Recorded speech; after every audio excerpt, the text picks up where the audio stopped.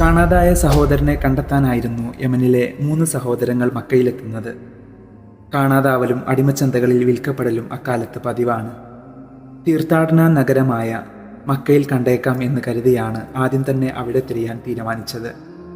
അങ്ങനെയാണ് യാസിർ, ഹാരിസ്, മാലിക് എന്നീ സഹോദരങ്ങൾ മക്കയിലെത്തുന്നത്. തീർത്ഥാടന നഗരത്തിൽ തൊഴിലും അന്വേഷണവുമായി കുറേ ദിവസം തങ്ങി.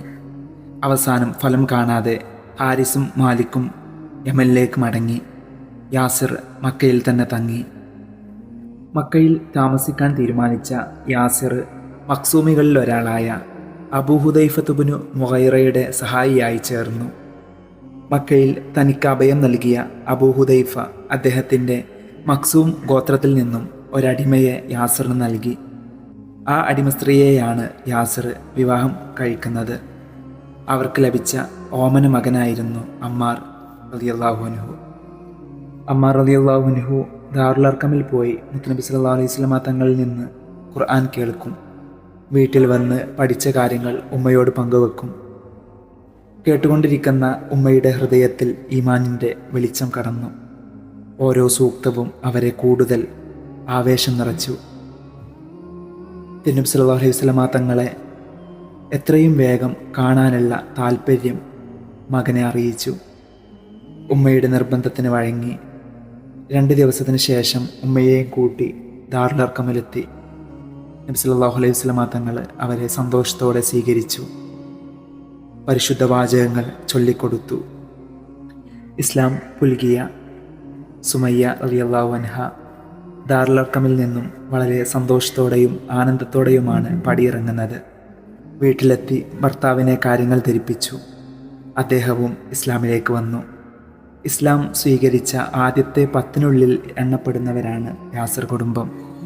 ഇസ്ലാം സ്വീകരിച്ചതിൻ്റെ പേരിൽ ഏറ്റവും വലിയ പരീക്ഷണം നേരിട്ട കുടുംബം കൂടിയാണ് അമ്മാറിൻ്റെ കുടുംബം. 1 വർഷത്തോളം അവർ ഇസ്ലാമിനെ രഹസ്യമാക്കി പരിപാലിച്ചു. ശേഷം വിശ്വാസം പുറത്തെറിഞ്ഞു.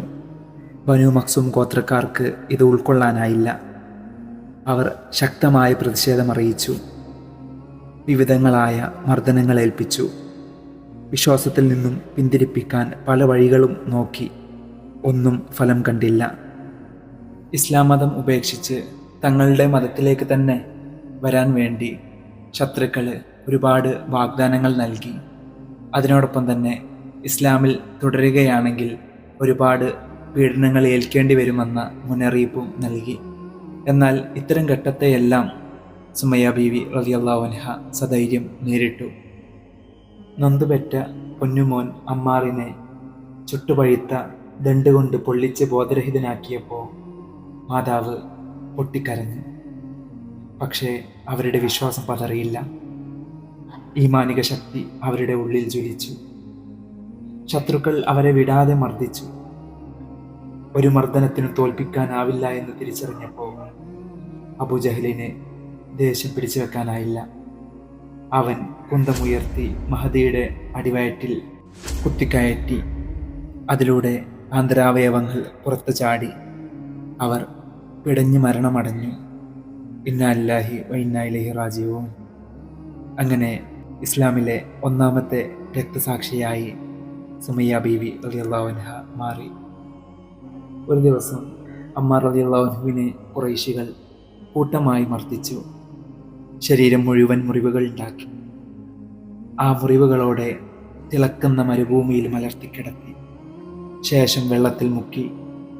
കുറേ നേരം അമ്മാർ റളിയല്ലാഹു അൻഹു ബോധരഹിതനായി കിടന്നു. ബോധം തെളിഞ്ഞു വരുമ്പോൾ അക്രമികൾ അവരുടെ ദൈവങ്ങളെ വാഴ്ത്തി പറയാൻ ആവശ്യപ്പെടും. അങ്ങനെ അർദ്ധബോധാവസ്ഥയിൽ അമ്മാർ റളിയല്ലാഹു അൻഹു അറിയാതെ സമ്മതം മൂളിപ്പോയി. ബോധം തെളിഞ്ഞപ്പോഴാണ് അബദ്ധം വ്യക്തമായത്. അദ്ദേഹം ഏറെ ദുഃഖിതനായി നിർത്താതെ കരഞ്ഞുകൊണ്ടേയിരുന്നു.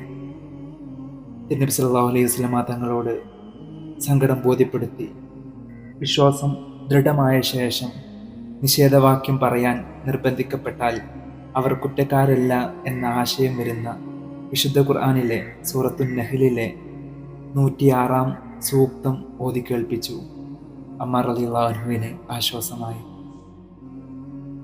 പരിശുദ്ധ ഇസ്ലാം സ്വീകരിച്ചതിൻ്റെ പേരിൽ ഏറ്റവും വലിയ പരീക്ഷണം നേരിട്ട കുടുംബമാണ് അമ്മ റളിയല്ലാഹുവിൻ്റെ കുടുംബം. ഉപ്പ യാസിർ റളിയല്ലാഹു, ഉമ്മ സുമയ്യ ബീവി റളിയല്ലാഹു അൻഹ, സഹോദരൻ അബ്ദുള്ള റളിയല്ലാഹു അൻഹു എല്ലാവരും പരീക്ഷണങ്ങൾ നേരിട്ടവരാണ്.